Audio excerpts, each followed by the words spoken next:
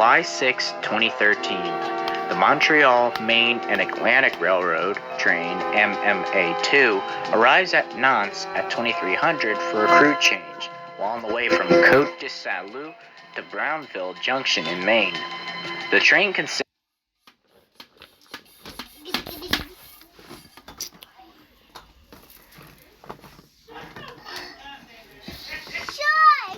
billowing from its exhaust, likely from a faulty turbocharger. Typical GE. Expecting the smoke to settle, they agreed that they would deal with the situation the following morning for the next crew. Having finished his work, the engineer departed by taxi for a local hotel for the night.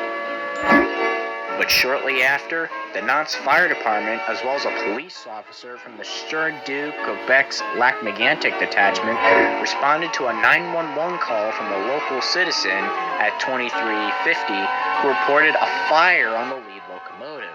This was the one that was smoking. Before fighting the fire on the engine, its prime mover was immediately shut down.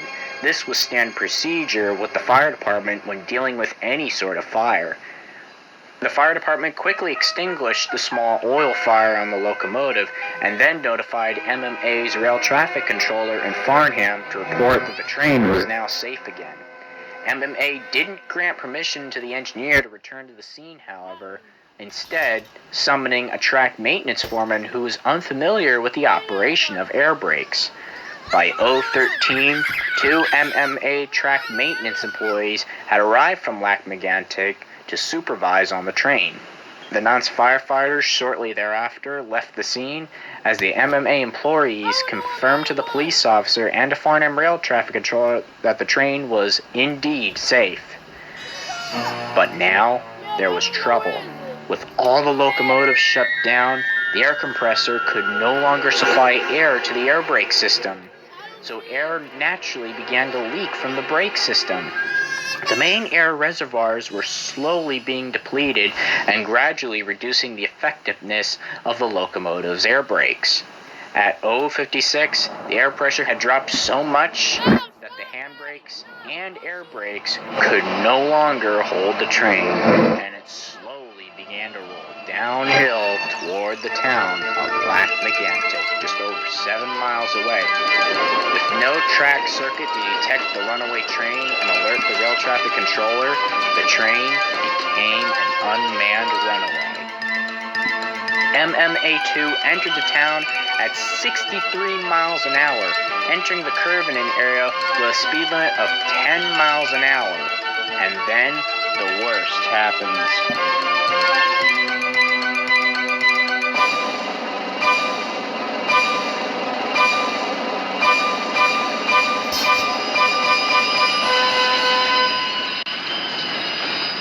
63 of the 72 tank cars, as well as the buffer car, derail, with many of the tank cars rupturing badly from the impact.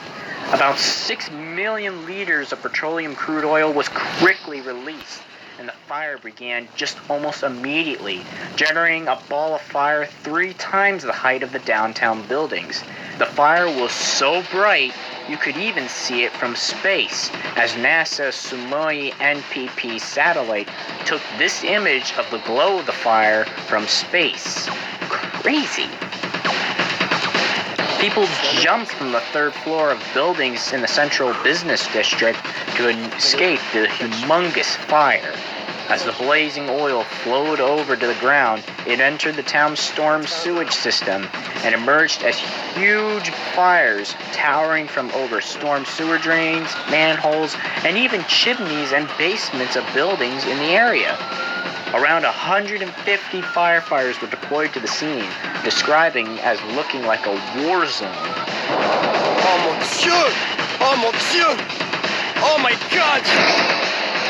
Oh my God! Some were called in as far away as the city of Sherbrooke, Quebec, and as many as 8 trucks carrying 30 firefighters were dispatched from Franklin County, Maine, in the U.S., from Chesterville, Eustis, Farmington, New Vineyard, Phillips, Rangeley, and Strong counties. It's worse than that, my friend. Why? It's your train that rolled down? No.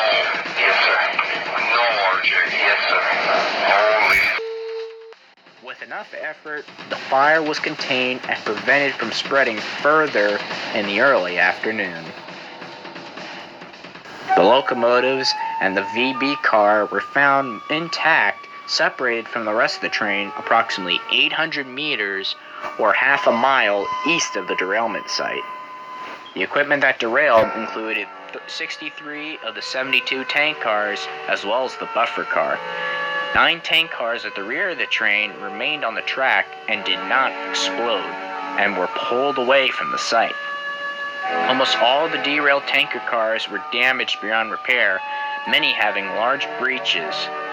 In total, 47 people died, including 93-year-old Elaine Parentu and siblings Bianca Chart Biganche, who was 9, and Alyssa Chart Biganche, who was 4.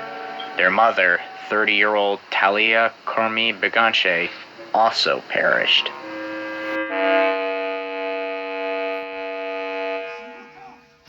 An investigation by the TSB of Canada revealed multiple stunning findings. They found that the train had been parked on the slope with only 5 handbrakes set and did not comply with the federal regulations.